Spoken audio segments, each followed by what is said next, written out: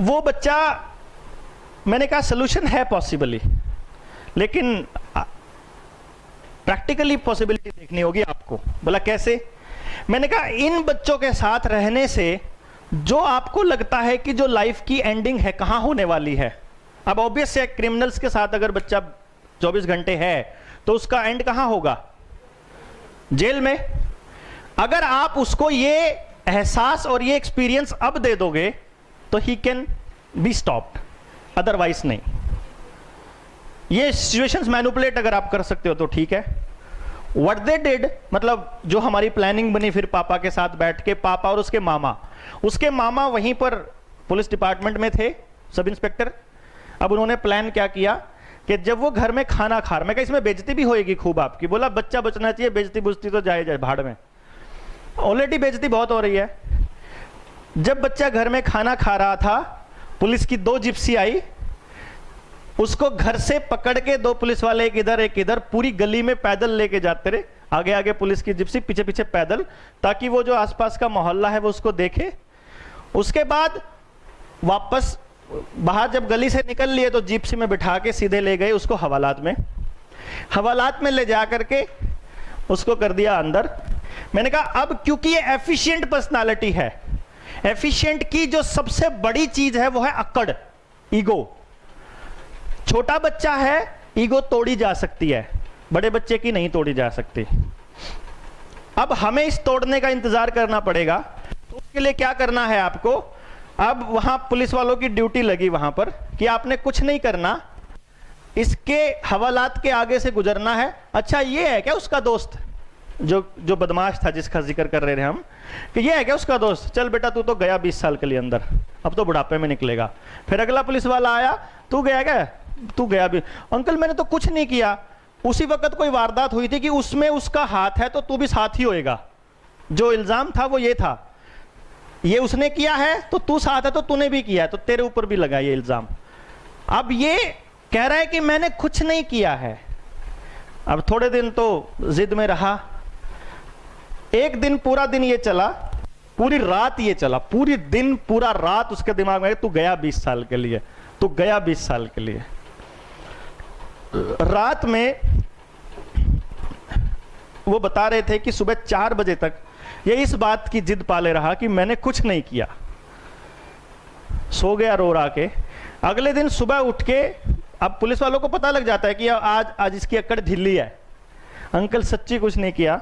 फिर आखिर में उसका गिड़गिड़ाना इस बात पे आ गया कि एक बार मेरे पापा को बुला दो। अब उसके पापा आते हैं, क्योंकि उससे पहले उसे जिद्दी गुजर को जो टेंशन थी ना वो ये थी कि मेरे घर बहुत प्रॉपर्टी है, बड़ी जमीनें हैं भाई। वो ये कहता है कि पापा एक बार बचा लो। वो कहता है कि नहीं बेटा मैं कुछ नहीं कर सकता, तेरे मामा ही नहीं बचा सकते, मैं क्या बचाऊंगा, वो तो इसी थाने में है। जब वही नहीं बचा सकते तो मैं क्या बचाऊं? पापा एक बार बचा लो, पापा एक बार। नहीं भाई देख तू तो फिर जाएगा, फिर ये मैं कुछ नहीं कर सकता बेटा, मैं मजबूर हूँ, मैं चाहता हूँ तेरे को बचाना, बट तेरे को पहले समझाया था, तू माना ही नहीं। अब पूरा दिन वो उसके फादर वहां बैठे रहे, पूरा दिन वो एक ही चीज रिपीट करता रहा। 2 दिन के बाद जब उनको ये लगा कि अब ये बिल्कुल टूट चुका है, अब ये बिल्कुल इसकी ईगो जो खत्म हो चुकी है, ये मान चुका है कि अब मैं अंदर जाऊंगा, क्योंकि ये मानते बहुत देर से हैं, इतनी आसानी से ये एक्वायर नहीं करते हैं। जो मैं एक्वायरिंग जो बोल रहा हूं ना कि अब मैं अंदर गया, ये उसको ये लगता था कि मेरे पापा मुझे छुड़ा ही लेंगे एंड तक। भाई बिल्कुल जब ये कह के जब ये खुद ये मान जाएगा कि अब मैं अंदर जा चुका हूं, उस तब समझना। जब उसके पापा का फोन आया कि आज रात को ये कह चुका है कि अब क्या करें, जब हो गया ऐसे, जब हाथ ऐसे कर दिए दैट मीन्स एक्वायर हो गया। अब उसके पापा को सिर्फ मैनिपुलेट करना है कि मैंने कितनी मेहनत करी, कितनी जमीन बेची, कितने लाख इनको दिए, और तब मुझे बाहर निकाला गया। उस बच्चे ने IIT दिल्ली से ही इंजीनियरिंग करी। जो बच्चा फेल होता था 9th क्लास में, 10th क्लास में आर्य स्कूल टॉप किया था उसने पानीपत का। ही वॉज द चाइल्ड जिसने पढ़ाई के बाद, मतलब पढ़ाई के अलावा उसने कुछ नहीं किया। उसके बाद आउटिंग जाना, बाहर जाना, लोगों से मिलना उसने देख लिया, और फिर दोस्त रखता लिमिटेड से, और उसे पता लग गया। Now he is well settled child. Point ये है कि क्या हम इस लेवल पे मैनिपुलेशन, क्योंकि ये बहुत कम बच्चे होंगे ऐसे, रेयर केस है तो रेयर बात। सेल्फ कॉग्निटिव वाले पॉइंट पे हम बता रहे थे आपको कि सेल्फ कॉग्निटिव बच्चे का अगर एक बार ये चीज आ गई दिमाग में कि मुझे ये करना है, तो आप उसको रोक नहीं सकते। Clear? Next point, affective. Acquiring sensitivity में अफेक्टिव क्या है? अफेक्टिव का मतलब है when the child learns from the experiences of the others।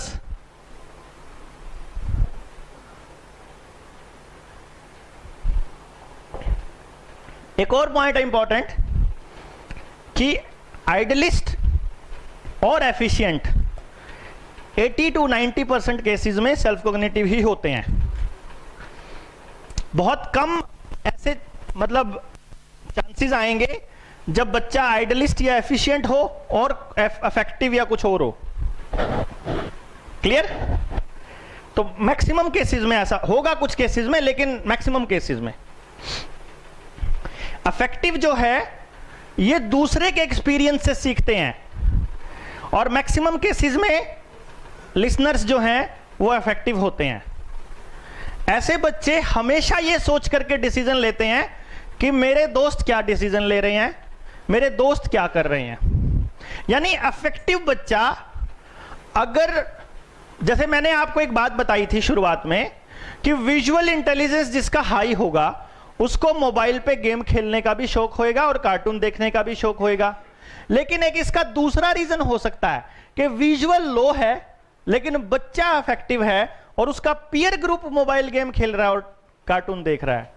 तो कई बच्चे कार्टून सिर्फ इसलिए देख रहे होते हैं कि पीयर ग्रुप में बात करने लायक कोई बात ही नहीं होती उनके पास, क्योंकि उसके चारों दोस्त सिर्फ कार्टून्स की बात करते हैं, क्योंकि पोकेमॉन की बात करते हैं। मैं पोकेमॉन नहीं देखता तो मेरे को पता नहीं क्या होता है, तो मैं उनके साथ बात करने लायक ही नहीं हूं। वो इसलिए भी गेम खेलता है कि वो सारे के सारे दोस्त बताते हैं मैं इस लेवल पे आ गया, मैं इस लेवल पे आ गया, तू कहां पहुंच गया, तू कहां पहुंच गया, तो वो भी खेलना शुरू कर देता है जाके। उसका इंटरेस्ट नहीं है, बट उसे पीयर ग्रुप में एडजस्ट होना है। तो अफेक्टिव वाला बच्चा हमेशा ये देखता है कि लोग क्या कर रहे हैं, दुनिया क्या कर रही है, स्कोप किस चीज का है, ज्यादा लोग किसकी बात कर रहे हैं और डिसीजन किस तरफ ले रहे हैं, तो वो भी वैसा ही डिसीजन ले लेता है। यानी कि अब इसको हम दो बच्चों को देख करके हम क्या करेंगे, अगर एक बच्चा घर के अंदर टेबल रखी है कांच की और बहुत सारा कांच का सामान है, एक सेल्फ कॉग्निटिव बच्चा खेल रहा है, उसको आप रोकने की कोशिश करोगे वो बिल्कुल नहीं रुकेगा।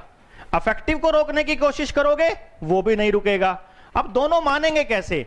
सेल्फ कॉग्निटिव को जब खुद चोट लग जाएगी या कोई सामान टूट जाएगा, चपेट पड़ जाएगी, तो अगली बार नहीं करेगा वो, उसी टाइम मतलब साथ के साथ रिफ्लेक्स एक्शन।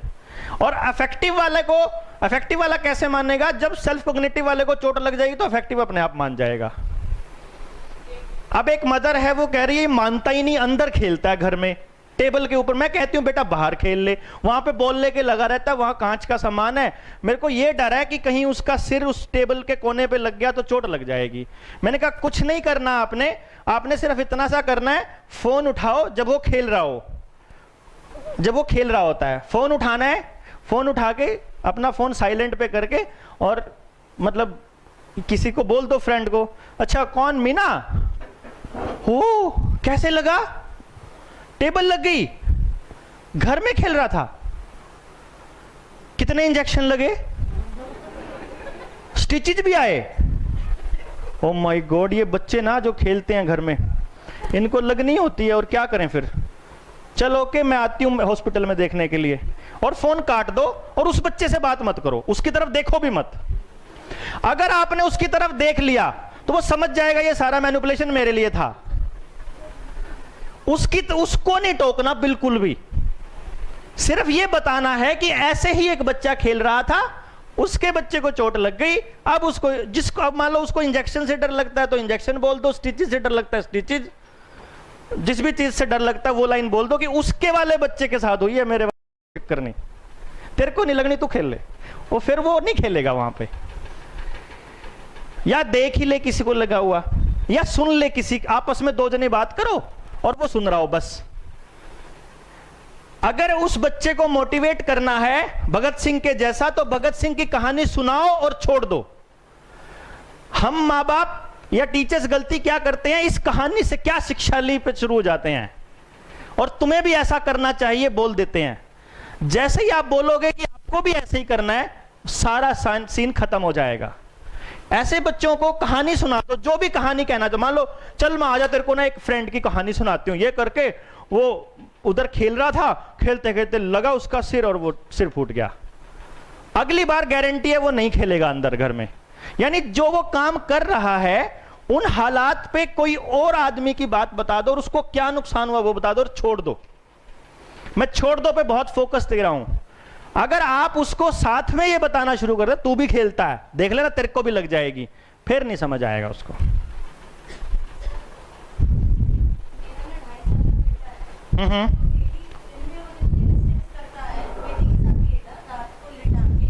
आप पूरी लाइन दोबारा से बोलिए। मेरा 2.5 साल का बेटा है, दिन में वो कोई भी गलती करता है जनरली, उसे उस वक्त पे ना टोक के मैं रात को कहानी सुनाती हूँ। कहानी में कैरेक्टर्स अलग अलग होते हैं और वो एक सीन जरूर होता है।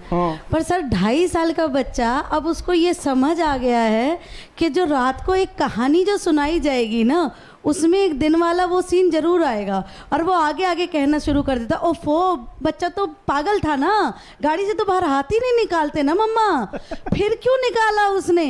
अब मैं उसको, मतलब मेरा तो ये खत्म ही हो गया कि मैं उसको कहानी भी कहाँ तक सुनाऊं।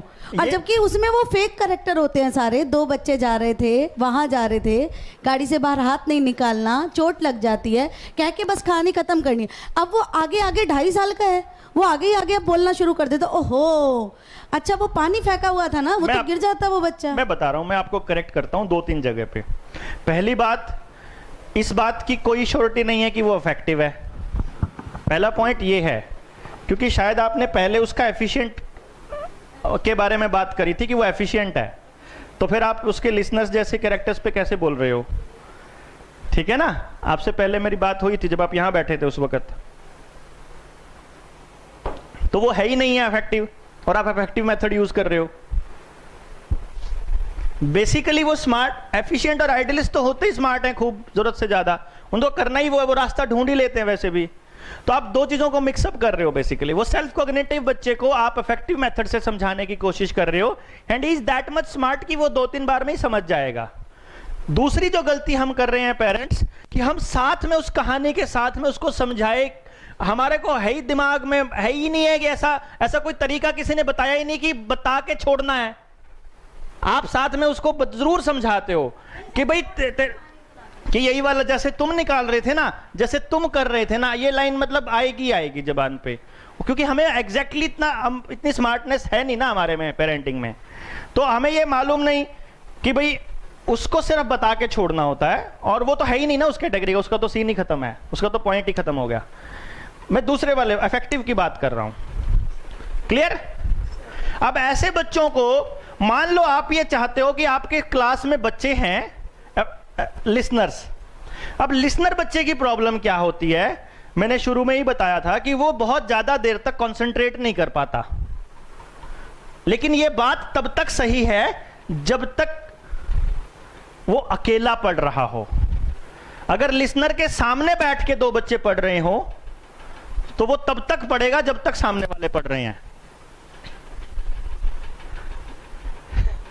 अगर लिसनर की मम्मी अपनी किताब उठा के बैठ जाएगी तो डेफिनेट है 2 या 3 दिन के बाद वो बच्चा भी अपनी किताब लेके बैठना अपने आप शुरू कर देगा, आपके बिना जोर लगाए।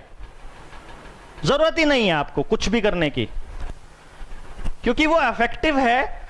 उसके अंदर फीलिंग ही वो आती है कि जो लोग कर रहे हैं मैं वही करूं, जो दूसरे लोग कर रहे हैं। तो घर में अगर 3 लोग और हैं, वो तीनों एक ही काम कर रहे हैं तो वही करेगा। लिसनर को अगर आप अकेले को बेड पे बैठे को खाना दे रहे हो तो वो नाक चढ़ाएगा, मैंने नहीं खाना, मेरा मन नहीं है, मेरा मूड नहीं है। बट जब आप पूरा बना के सारा सामान ला के इकट्ठा रख के पूरी फैमिली खाएगी तो वो 2 रोटी फालतू खा जाएगा। समझ रहे हैं आप?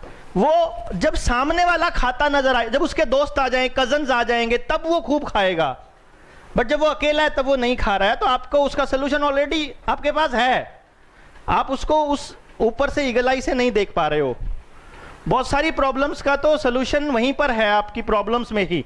ऑलरेडी वो बच्चा आपको साइन दे रहा है कि मैं ऐसे खाता हूं, ऐसे पढ़ता हूं, ऐसे काम करता हूं, ये तरीका और ये मेरा को, जिसको आप लोग थोड़ी सी ये कहते हो कि ठीक नहीं है, उसको ठीक करने का तरीका भी वो खुद ही बता रहा है।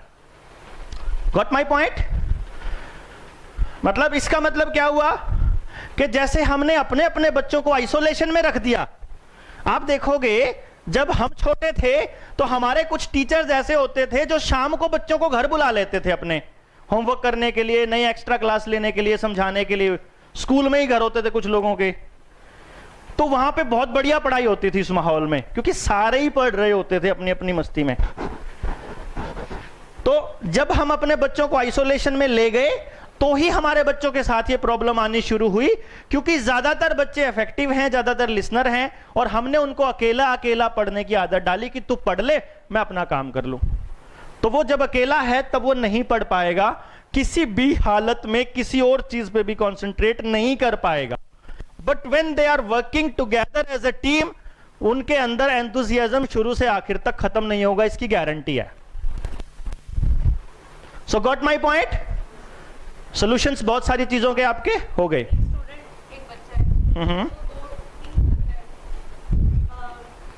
उम्र से शुरू करिए कहानी। 3 इयर्स का है अभी। तो अभी वो क्या करता है, जैसे जो उसको मना करो वो करेगा, लेकिन एक सिचुएशन व्हाट आई फील कि क्या हुआ, एक बार उसके घर में जैसे किसी ने मारा तो कहते हैं पुलिस बुला लेते हैं।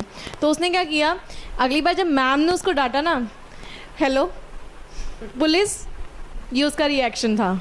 तो अब वो अफेक्टिव भी हो गया और सेल्फ कॉग्निटिव भी हो गया। आपने एक बिहेवियर देखा, अभी आगे 2 रहते हैं, अभी आने दीजिए, अभी उसको हम करते हैं। इस पॉइंट पे कोई डाउट है तो बताइए, डाउट बताइए, मतलब अभी बच्चे के लिए कंप्लीटली हम बात करेंगे। क्लियर?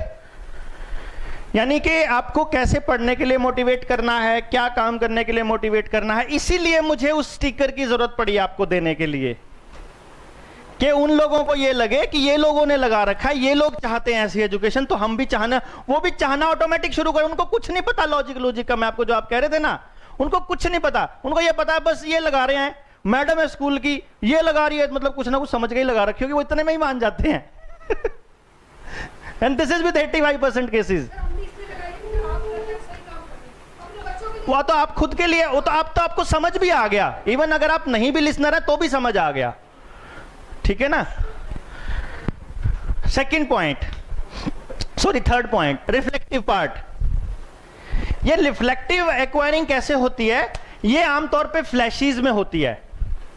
ये क्या होता है कि थप्पड़ मार के समझ आता है कि थप्पड़ मार दिया, get out of my class. जैसे इवन क्लास में तो क्या, टीचर तो बहुत ही कम रिफ्लेक्टिव होती है क्योंकि उनका एक्सपीरियंस हो जाता है। सिबलिंग्स में ऐसा होता है, ऐसा मारूंगी चपेट तेरे को, मतलब ऐसे कुछ भी कह दिया मुंह से और फिर थोड़ी देर बाद सॉरी यार, सॉरी मेरे मुंह से निकल गया, लाइक दैट। शट अप मुंह से निकलता है ना एकदम झटाक से, तो समझो वो रिफ्लेक्टिव है, और वो फ्लैशी भी होनी है कंफर्म, ठीक है ना। शट अप, गेट आउट, या एकदम से मैं नहीं करना, जब ऐसे करके जो करते हैं लाइक दैट, वो रिएक्शन जो है वो सिर्फ रिफ्लेक्टिव का ही होगा। अगर वो सेल्फ कॉग्निटिव का है तो वो प्लान्ड है, अगर वो सेल्फ कॉग्निटिव का है रिएक्शन सेम तो वो प्लान्ड है, और अगर फ्लैशी का है तो वो इंस्टेंट है, वो अपने आप मतलब स्पॉन्टेनियस है, एकदम से निकला और फिर बाद में सॉरी फील होना ही होना है, शाम को सुबह जो भी। क्लियर? इसमें इसका जैसे क्या है कि सेल्फ कॉग्निटिव को खुद एक्सपीरियंस ही करना पड़ेगा। मान लो आप ये कह रहे हो कि उस बच्चे को पढ़ने के लिए मोटिवेट करना है, तो जब वो पढ़ा और उसकी इज्जत बनी, जब उसने वो काम किया, उसको अवार्ड मिला, उसको अप्रिसिएशन मिला, एनफोर्समेंट मिली, तो वो कंटिन्यू रखेगा। एक बार भी अगर उसको नहीं मिला तो वहीं पे डाउन जाना शुरू हो जाएगा। Self cognitive. अफेक्टिव वाला, उस जो पहले वाले को मिल रहा है अवार्ड, उसी से होता रहेगा। एक को थप्पड़ बज रहा है, वो पास बैठे कहां पर रहेगा। सेल्फ कॉग्निटिव को थप्पड़ बजाओ, पूरी क्लास जितने इफेक्टिव है सब अपने आप मान जाएंगे कि भाई अगला नंबर अपना है। होता था ना पहले, डंडे एक को पढ़ रहे होते थे, बराबर में बैठे इफेक्टिव जो है वो कांप रहे होते थे। रिफ्लेक्टिव वाला क्या है, वो डिसीजन पहले लेना ही लेना, उसने सोचना बाद में ही है उसने। ये ऐसे लोग कहते हैं मैं तो बस यही सब्जेक्ट लेना है, बाद में तो गलत ले लिया यार, सब्जेक्ट भी गलत चूज कर लेंगे उस मोमेंट पे। So what we need to do is self cognitive को एक्सपीरियंस करने दीजिए। अफेक्टिव के लिए आप स्टोरी टेलिंग या किसी और का एग्जाम्पल दे दीजिए, किसी के लिए किसी की जीवनी बताइए या उनके एक्सपीरियंसेस शेयर कीजिए। रिफ्लेक्टिव को अगर समझाना है तो उसका एकमात्र तरीका है कि उस बच्चे के अंदर से जवाब आना चाहिए क्वेश्चन की फॉर्म में। जैसे क्या, पहले दो बच्चों को आप समझाएंगे कैसे? पहले वाले को तो आप समझा ही नहीं सकते, सेल्फ कॉग्निटिव को तो। दूसरे वाले को आप दूसरों को एग्जाम्पल देके समझा सकते हो, कोई जरूरत नहीं है। तीसरे वाले को ये, अच्छा आज कहां थे, ये किया था, तो जो किया वो ठीक किया, क्या लगता है ऐसा ही करना चाहिए था, क्या ये तरीका सही है, आपको क्या लगता है? मतलब अगर उसने अपनी जबान से उस बात के लिए हां या ना नहीं कहा तो समझो उसको समझ नहीं आया। तुमने ऐसा नहीं करना, ये वाली लाइन रिफ्लेक्टिव को समझ नहीं आएगी। अगर तुम ऐसा करोगे तो क्या ये अच्छी बात है, ये वाली लाइन समझ आएगी। Got it? Point clear? सवाल और जवाब दोनों उधर से आए तो ज्यादा बेटर है कि मम्मा ऐसा कर लूं, तुम बताओ तुम्हें करना चाहिए कि नहीं करना चाहिए। ये सिर्फ रिफ्लेक्टिव के लिए, बाकी दोनों के लिए नहीं है। So you need to be that much keen observer कि आप उसको इतने बड़े, जैसे मैंने आपको बहुत सारे पैरामीटर्स दे दिए ना, और एक बारी में एक बात से, एक तरह के बिहेवियर से आप सब कुछ जज नहीं कर पाओगे, टाइम लगेगा। पहले आप एक बच्चे के एक बिहेवियर को लिखना शुरू करो, ये वाला ज्यादा लग रहा है मुझे, फिर उसके दूसरे बिहेवियर से लिखना शुरू करो, ये वाला ज्यादा लग रहा है, ये वाला कम। बाद में वो चीजें कॉन्ट्राडिक्ट भी होंगी, फिर एक एवरेज पॉइंट आएगा जहां कि ये मुझे ठीक लग रहा है, और फिर हम आपको फाइनली बताएंगे भी यकीनन। पहले आपकी टेस्टिंग हो जाएगी, आप लोग कितने बढ़िया ऑब्जर्वर हैं अपनी अपनी क्लास के बच्चों के लिए, क्योंकि ये आप देखोगे आपका काम कितना आसान होता जा रहा है धीरे धीरे। और it's going to be very easy for you to understand a child. चौथा पॉइंट है reverse. This is the most important factor of a kid. इसलिए क्योंकि ये बच्चे हैं जो असल पूंजी हैं इस देश की, जिनमें रिवर्स होता है। रिवर्स फैक्टर अभी तक मेरे पास हाईएस्ट 30% आया है। 17,000 बच्चों में सिर्फ 2 बच्चों का 30% है, लगभग 10 से 12 बच्चों का 20% है, और फिर बाकी के 50, 60, 100 बच्चों का करीब करीब 10%। एंड 10% अगर किसी का रिवर्स फैक्टर है तो बाकी सारी चीजों के ऊपर पानी फेर देता है अकेला, रिवर्स। और इसको फॉर्चुनेट कह लीजिए, अनफॉर्चुनेट कह लीजिए, इस इंडिया में इस रिवर्स को फाइंड आउट करने का तरीका और किसी के पास नहीं है एक्सेप्ट मी। आपके पास अब हो जाएगा ये, क्योंकि ये एक बहुत नई डिस्कवरी थी। जब हमने इसको पॉइंट आउट किया था, लोगों ने पहले कर रखे थे बट उसको कंसोलिडेट नहीं किया था, और ये इतना इंपॉर्टेंट है।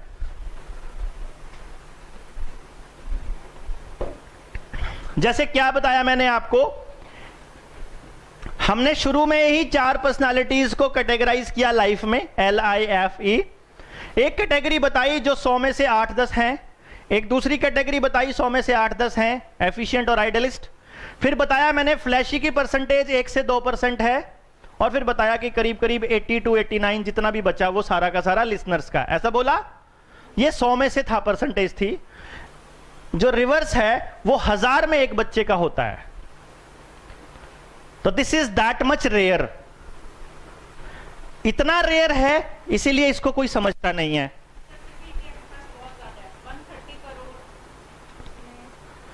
इतना रेयर है इसीलिए इसको कोई समझता नहीं है, इसकी कोई इंपॉर्टेंस नहीं है।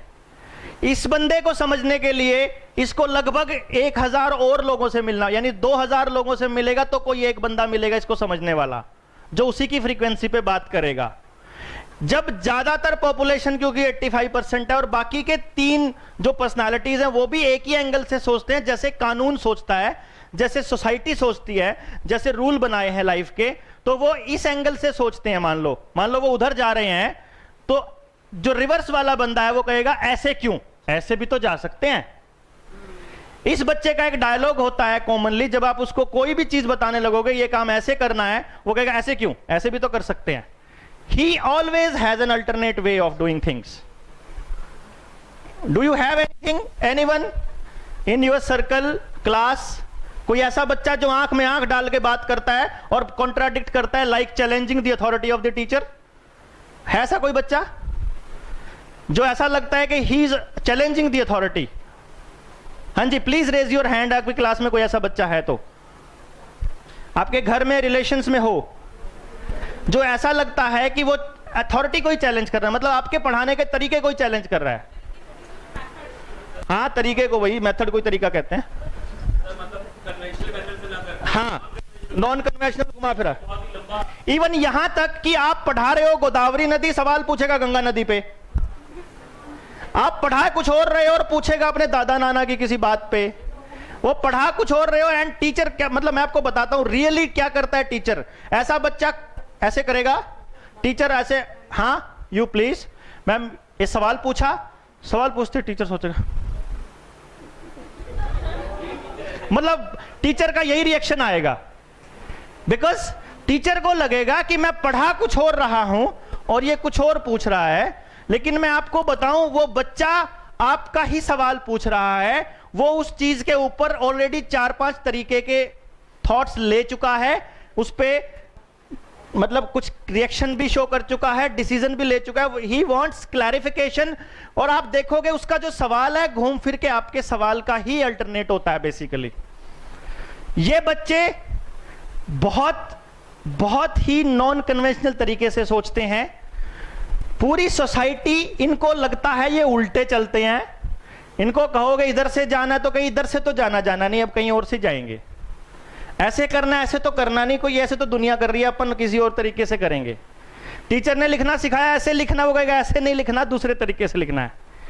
They have exceptional capabilities of thinking, they have exceptional plannings, they have exceptional strategies for the country, for everything, matlab they learn. They are so exceptional that the present scenario, present people can never ever understand them. उनकी सोच आप देखोगे कम से कम 10 साल आगे की होती है। उनके थॉट्स आप देखोगे कम से कम 5 साल बड़े होते हैं। छोटा बच्चा 3 साल का है लेकिन दोस्ती 8 साल की लड़के से ही करेगा। 10 साल का बच्चा है तो 15 साल के वाले से दोस्ती करेगा, 10वीं 11वीं वालों से। ये बच्चा अपनी उम्र के बच्चों के साथ भी नहीं खेलेगा। खेलेगा तो या तो अड़ंगी अड़ाएगा, या साइकिल में डंडा फेंकेगा, या किसी की कार स्क्रैच करेगा, या ट्यूबलाइट फोड़ेगा, या कुछ समथिंग लाइक दैट। बंदूक उसका सबसे फेवरेट खिलौना होता है, बिकॉज क्योंकि मैक्सिमम पॉपुलेशन उसको नहीं समझ सकती, इसीलिए उसके अंदर एक अजीब किस्म की इरिटेशन पनपती रहती है।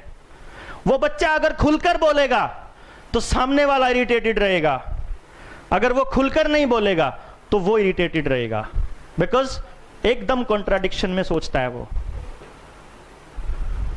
है कोई आसपास ऐसे?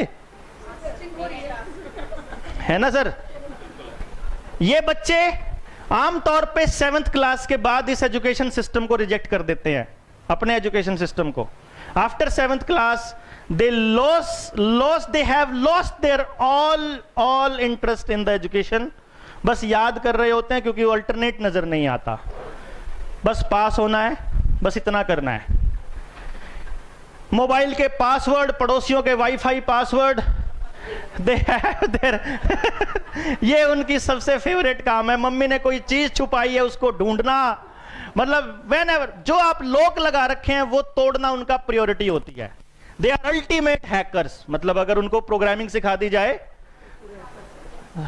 दे ऑलवेज प्रेफर कि मैं हैकिंग में जाऊंगा। और उसके पास बहुत सारी चीजें होती हैं। हम इंडियंस, स्पेशली हमारा एजुकेशन सिस्टम उन बच्चों को इतना खराब कर लेता है कि मैक्सिमम लोग या तो सारी उम्र इरिटेशन में गुजारते हैं या जेल में। हम इनको क्रिमिनल बना देते हैं आखिर में, क्योंकि उनकी बचपन की एक्टिविटी अगर आप देखेंगे तो समथिंग लाइक इस तरह की नजर आएंगे कि ये सोसाइटी में रहने लायक नहीं है। असल में ये सोसाइटी में रहने लायक नहीं होते, ये सोसाइटी से बहुत ऊपर के बंदे होते हैं जिनके पास ऐसा विजन होता है जो सोसाइटी को असल में रास्ता दिखाता है, दुनिया को रास्ता दिखाता है। बट उस दौर के लोग इनको कभी नहीं समझ सकते, चाहे मुंशी प्रेमचंद हो, चाहे शेक्सपियर हो, पैब्लो पिकासो हो, अरिस्टोटल हो, अरस्तु हो, गैलीलियो हो। उस दौर के लोगों ने इनको फांसी पर ही चढ़ाया है, गोलियों से ही मारा है, जहर ही पिलाया है। They can't understand them. उस दौर में मुंशी प्रेमचंद अपनी गरीबी में, फकीरी में ही मर गए। पजामा एक ही था बेचारे के पास कई कई साल तक, लेकिन उसकी अगली पीढ़ियां आज भी उसकी रॉयल्टी से करोड़ों रुपए कमाती है। शेक्सपियर, उस दौर में लोगों ने उसकी बातों को समझा भी नहीं और बाद में आज मास्टर्स के बच्चे उसको पढ़ते हैं।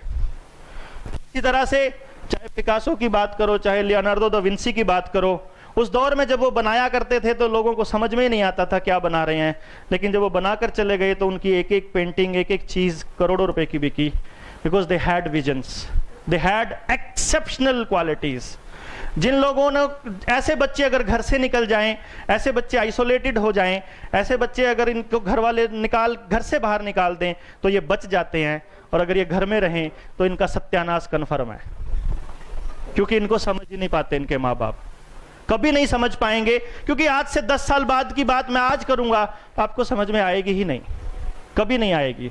They always think in the night कि मेरे से क्या गलती हो गई, मैं बात तो ठीक ही कह रहा था ना, बट दे कांट अंडरस्टैंड। वो अपने माँ बाप को कभी भी कन्विंस नहीं कर पाएंगे और ना उनके माँ बाप उनको कन्विंस कर पाएंगे, बिकॉज दे ऑलवेज से मुझे पता है मुझे क्या करना है, I know what I have to do. But माँ बाप जबरदस्ती उनका कचरा कर देते हैं। असल में अगर इस सोसाइटी को कोई आदमी डायरेक्शन देगा, अगर लॉन्ग लाइफ अगर कोई चीज देगा, अगर कुछ भी नई चीज बना के देगा तो वो ये बच्चा होगा जिसके पास रिवर्स है। नेगेटिव नहीं होगी, नेगेटिव होगी सिर्फ तब जब इनपुट नेगेटिव मिल रहे हैं। टेररिज्म नहीं होता, टेररिज्म कभी भी ऐसे बच्चे नहीं करते। ये बच्चे अगर मान लो एफिशिएंट पर्सनालिटी में रिवर्स आ गया और नेगेटिविटी है तो अपने आप को प्रूव करने के लिए चोर बनेगा, अपने आप को प्रूव करने के लिए क्रिमिनल बनेगा कि पकड़ के दिखाओ। तुम कह रहे हो ना तुम में दिमाग तेज है, पकड़ के दिखाओ। आपको प्रूव करने के लिए झूठ बोलेगा, सिर्फ प्रूव करने के लिए कि आई नो मुझे क्या करना, आई नो मेरा टैलेंट क्या है, सिर्फ प्रूव करने के लिए। बाद में उसी को लाइफ बना ले, नहीं एक्सेप्ट करती सोसाइटी तो अलग बात है। अदरवाइज इसके अंदर ये कुछ नेगेटिविटी थोड़ी है, अलग ही तो है, सोसाइटी से अलग ही तो है, नेगेटिव थोड़ी है। They have their tendency. कुदरत ने उनको एक ऐसा मैसेज, एक ऐसा दिमाग दिया है जो आपसे अलग सोच सकता है, जो आपसे डिफरेंट, आपसे आगे सोच सकता है। चंडीगढ़ ली कार्बूजियर ने चंडीगढ़ को प्लान किया। मैं आज 2000 में, मैं 1999 में मैं चंडीगढ़ गया जब, तो बाइक पे गए थे हम लोग, हमने देखा 3 लेन इधर 3 लेन उधर, 6 लेन, गाड़ी एक भी नहीं। मैं कहा पागल था यार, 50 साल पहले इतनी चौड़ी सड़कें बना गया।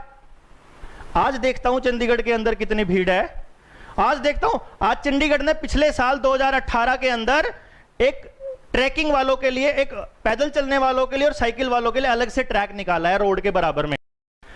वो ट्रैक को देख करके मैं पूरे चंडीगढ़ का चक्कर मार के आया और मैंने देखा पूरे चंडीगढ़ में उन्होंने ट्रैक निकाल दिया, एक सिंगल पेड़ नहीं काटना पड़ा।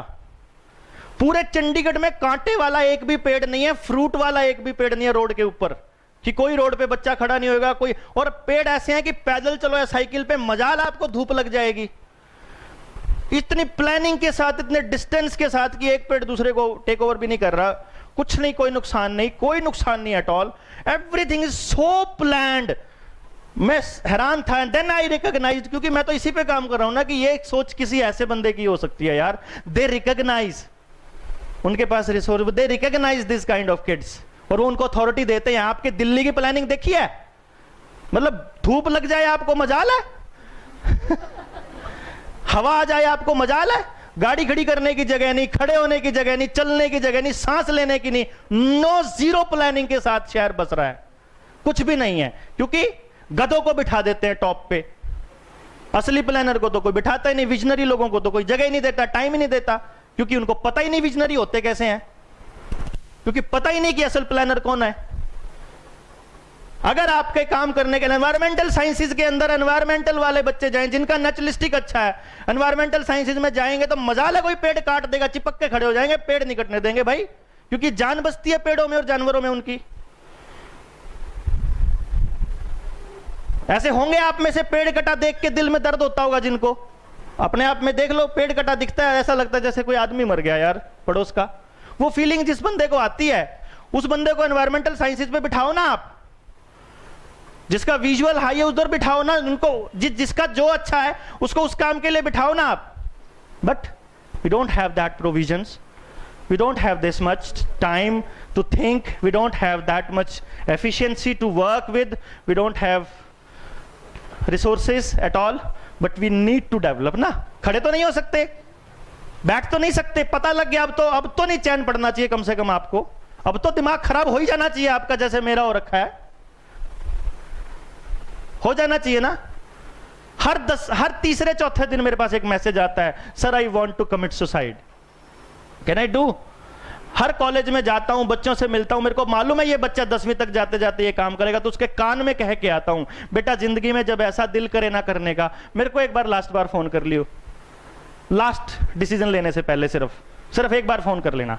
एंड जब वो मेरे को कॉल कर देते हैं, मैं उसी टाइम सारे काम छोड़ के उसके घर पहुंच जाता हूं। मैं आ रहा हूं, 3 घंटे लगेंगे, 2 घंटे लगेंगे, and I save that child. उनके माँ बाप को यही कह के आता हूं, ये बच्चा मेरे को दे दो भाई परमानेंटली, ये मुझे मतलब, और क्या कर सकते हैं बताइए आप। ऐसे रूटीन में हमारे पास केसेस आते हैं, रूटीन में।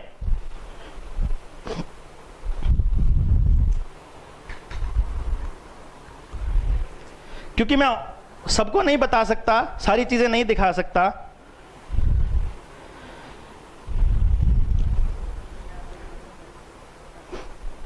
नाम नहीं बोलना आपने, ये देखिए पढ़िए।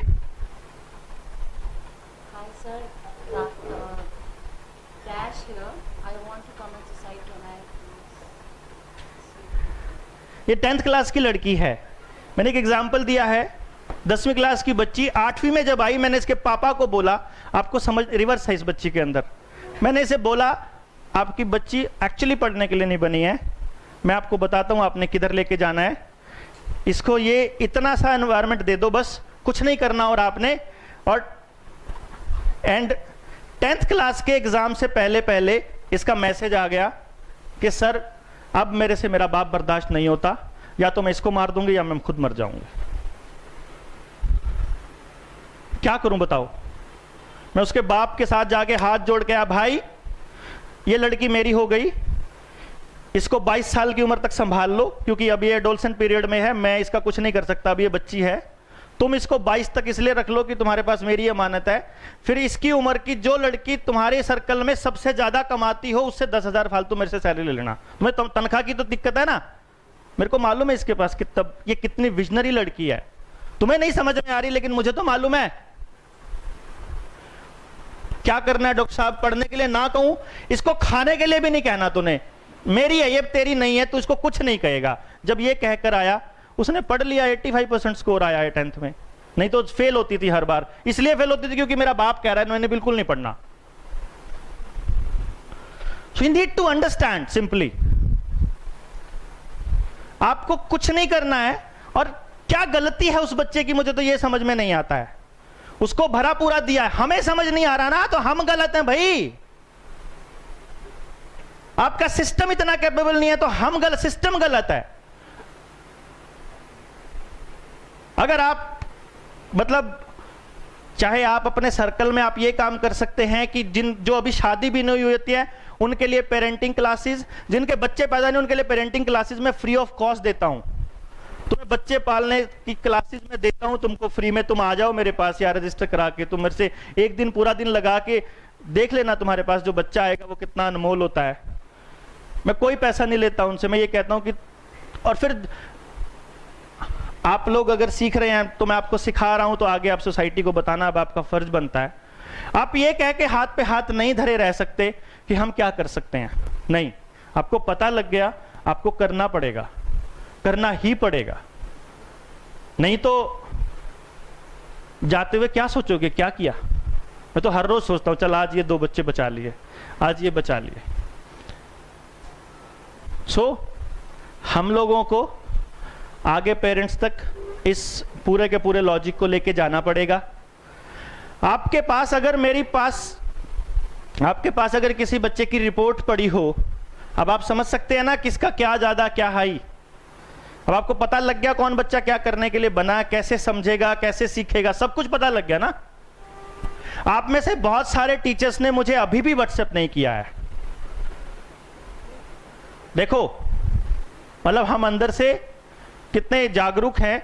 मैं आपको यह कह रहा हूं, आपने सिर्फ मुझे अपना नाम और अपने डेजिग्नेशन और स्कूल का नाम भेजना है, ताकि मैं आपको, और साथ में यह भेजना है कि हम आपके एजेंट्स ऑफ चेंज बनने के लिए तैयार हैं। मैं अपने साथ जो लगने वाले जिनको सेम दर्द है, मैं उनको एजेंट्स ऑफ चेंज बोलता हूं, एंजल्स ऑफ चेंज बोलता हूं, बदलाव के फरिश्ते।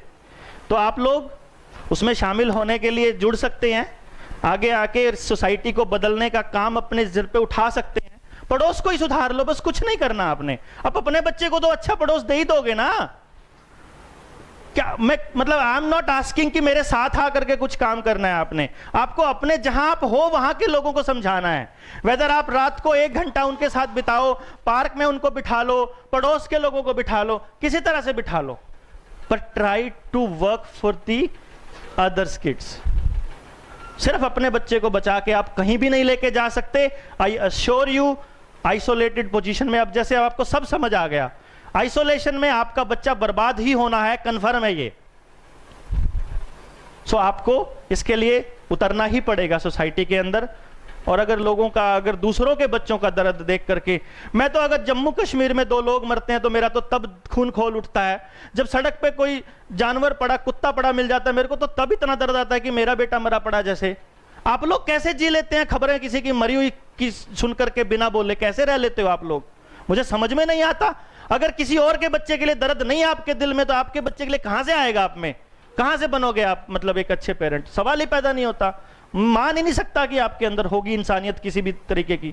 आप कैसे किसी को मोल्ड करने के लिए काम कर सकते हो? आप कैसे किसी बच्चे को अपने जैसा बना सकते हो? आप कैसे उसको मतलब उस दौड़ में शामिल होने के लिए सपोर्ट कर सकते हो? आप कैसे कर सकते हो ये, और कैसे होने दे सकते हो? मैं तो नहीं समझता आपको होने देना चाहिए। लड़ना चाहिए आपको, जितना हो सके उतना तो लड़ना चाहिए। चलो किसी को थप्पड़ नहीं मारना, किसी को डांटना नहीं, पर कहना तो चाहिए, बात तो करनी चाहिए, रोकना तो चाहिए सामने वाले को। और अगर नहीं रोक रहे हो तो आपकी अपनी जिंदगी, मेरी अपनी। मेरा तो इतना ही दर्द था। जो लोग आप में से मेरे दर्द में शामिल होना चाहते हैं, हमारे उस ग्रुप में आपका स्वागत है। अपना नाम मेरे को भेज दीजिए, हम आपको शामिल कर लेंगे। लेटर ऑन स्कूल जो अपने लेवल पे करेगा इन बच्चों को बचाने के लिए, मैं तो हाजिर हूं उसके लिए। आप लोग कितने हाजिर होते हैं, ये सवाल आपके साथ है। मुझे इतना ही बताना था, और आई होप कि आपको समझ आया होगा, आपको समझ में भी आया होगा, और सवाल भी आपके दिमाग में उठे होंगे। और इन्हीं सब बातों के साथ thank you very much.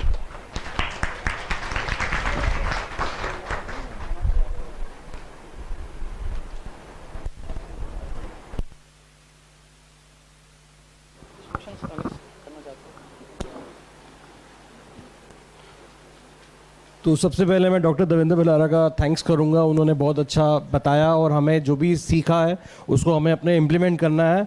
I think we should give a big hand for him once again.